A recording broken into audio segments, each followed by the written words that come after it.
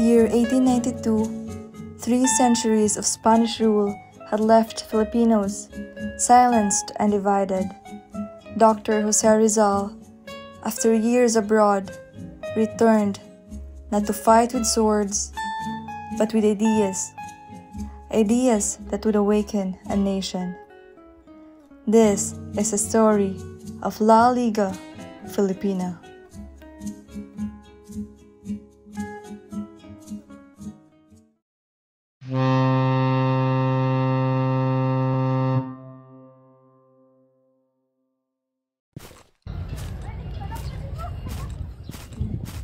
El, Senor Rizal.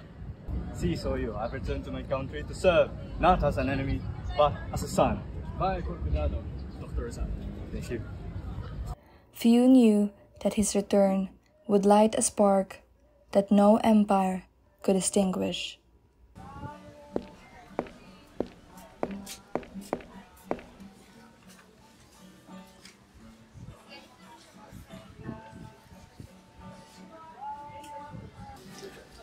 Mga kapatid, tayo narito upang itatag ang La Liga Filipina. Isang pagkakaisang magbuklod sa lahat ng anak ng inang bayan tungo sa pag-unlad at pagbabago. Hindi paghimagsik ang ating mga layon, kundi muli pagsilang. Tayo tutulong sa mga dukha at magtatag tayo ng mga paaralan at ipagtatanggol natin ang karapatan ng bawat Pilipino. Ngunit hanggang kailan ipipikit ng Espanya sa kanyang mga mata sa ating mga hinaing? Ginong Doktor, ang bayan ay nag-aalab sa dalmahati. Andres, ang digmaan, bunga ng puot ay walang itutulot, kundi pahamakan. Ihanda natin ang kaisipan bago itaas ang sandatas. Ang katuwiran muna bago ang dugo. Yan ang tunay na pag-ibig sa bayan. Datapwat darating ang araw kung ang katuwiran ay di marinig, ang bayan ay titindig. Kung gayon, ngayong gabi ang ating gagawin ang unang pagkakaisa. Le Patricia es de todos. Ang lupang tinutubuan ay para sa lahat. Mabuhay La Liga Filipina! Mabuhay La Liga Filipina!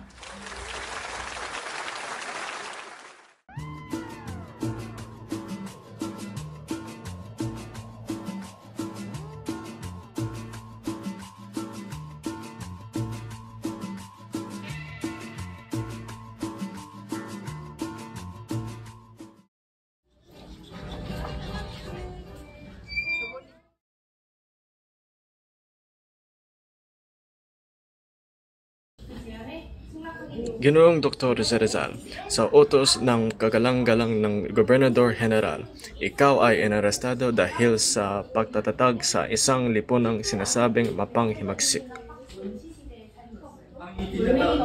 Ang lupang itinatag para sa kapayapaan ay di matuturing na mapanghimagsik. Hindi kinatatakot sa mga nag-alsa ng kinatatukutan ninyo ng nag-isip. Ihanda din yung aking mga babae na sila'y manatiling magkaisa. Kahit sa pagkatapon, ako pa rin manalingkod sa kanila.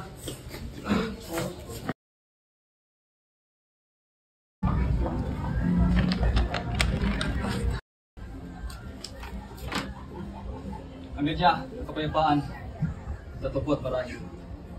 Ang kapayapaan ay dapat ipaglaban. Huwag natin limutin ang landas ng kaniyang karunungan. At kung tayo'y manatiling lumaban, naway patnubay tayo ang katotohanan. Maaaring gumuho ang liga, ngunit ang diwan nito nananahan sa bawat pusong Pilipino.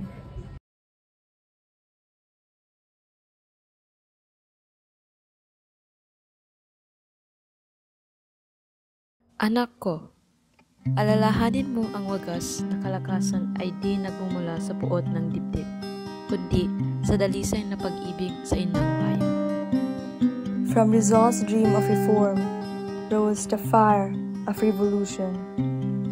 La Liga Filipina planted the seed of nationhood that would soon bear the fruit of freedom.